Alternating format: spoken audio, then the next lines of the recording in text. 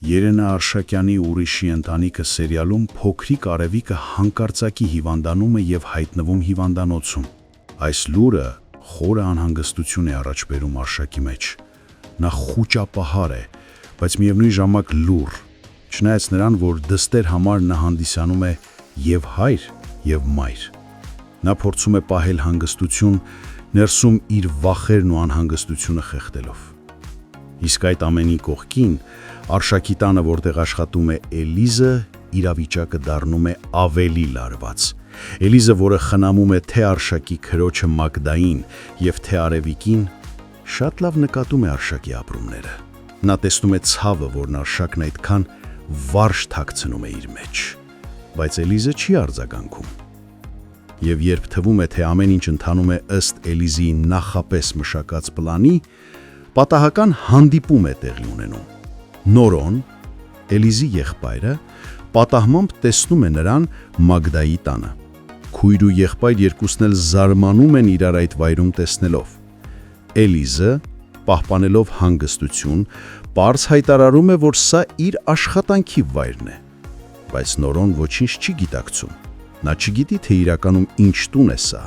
ովքեր են այս տան բնակիչները և առավել ևս ինչ անցյալ կա այս մարդկանց ու իր ընտանիքի միջև։ Սկսում է կասկածել, և կասկածները հանգեցնում են նրան, որ նա որոշում է դիմել տատիկին, հույսով, որ կստանա ճշմարիտ պատասխան։ Նա ուղիղ հարցնում է տատիկին, որտեղ է աշխատում իր քույրը։ Սակայն տատիկը խաբում է։ Նա ասում է, որ ինքն ընդհանրապես տեղյակ չէ, միայն գիտի, որ Էլիզը զբաղվում է դայակությամբ, խնամում է մի 10 տարեկան երեխա։ Բայց իրականում տատիկը ամեն ինչից տեղյակ է։ Նա ունենում է զրույց իր ընկերուհու հետ, որտեղ բացահայտ ասում է, որ Էլիզը նպատակաուղղված կերպով ընդունվել է Արշակի տուն աշխատանքի վրեժ լուծելու համար։ Նա հավելում է, որ թեև իր թորնուհին ասել է ճիշտ է անում, սակայն իր սրտում շատ է անհանգստանում։ Գաղտնիքը, սակայն, ամբողջությամբ գաղտնիք չի մնում։ Զրույցը պատահաբար լսում է Էլիզի մյուս քույրը Ալինան։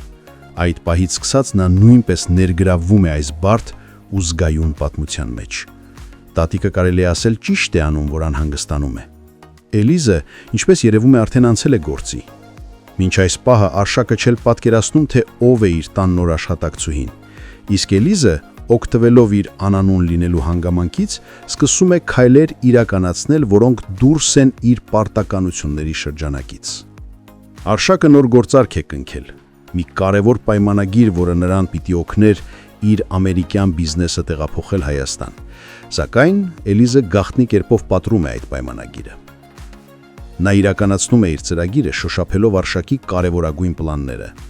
Արշակը շփոթված ու անհանգիստ փնտրում է փաստաթղթերը։ Նա բարձրաձայն ասում է, որ դրանք դրել էր Արևիկի սենյակում, բայց հիմա չկան։ Այդ պահը լուրջ հուզմունք է առաջ բերում Արշակի մեջ, քանի որ գործարքը կարող է խափանվել։ Էլիզը, լսելով և տեսնելով այս ամենը, ներքուստ մի տեսանելի բավարարություն է զգում։ Նրա սիրտը հովանում է։ Նրա վրեժի ճանապարհին սա դառնում է առաջին իրական հաջող քայլ։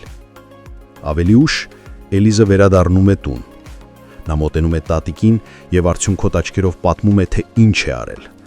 Նա լաց է լինում։ Հուզմունքը խորն է, բայց վճռականությունը մնում է անսասան։ Էլիզա ասում է, որ ինչ էլ լինի, ինքը հետ չի կանգնելու վրեժի մտքից։ Նա ասում է, եթե նույնիսկ Արշակը իմանա, թե ով է ինքը իրականում, ինքը պատրաստ է դրան։ Այս խոսքերը վկայում են մի հերոսուհին ներքին բախման մասին, մեկի, ով պայքարում է անցյալի ցավի հետ, բայց միաժամանակ կանգնած է ներկայի մարդասիրության դռան շեմին։ Նրա հոգու ներսում դեռ մղում է վրեժի կրակը, բայց արդյունքները հուշում են, սիրտը այնքան էլ կարծր չէ։ Հարգելի հետևորդներ, արդյոք Նորոն կաջակցի Էլիզին, երբ իմանա նրա վատ մտադրության մասին։ Գրեք մեկնաբանություն։